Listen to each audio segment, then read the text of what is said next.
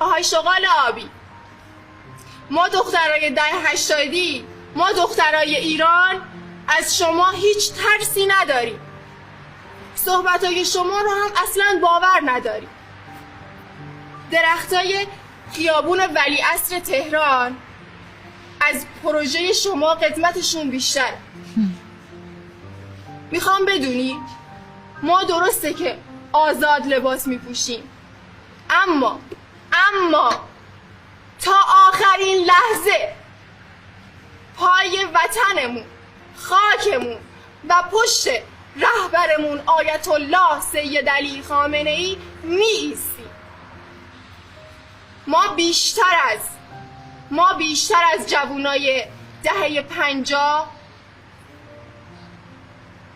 ایستادگی میکنیم، مقاومت میکنیم و اینکه توی خوابت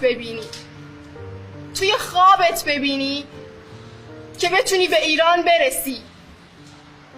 ما مردایی داریم که حاضرن بمیرن، شهید شن، ولی ناموسشون دست شما نیفته.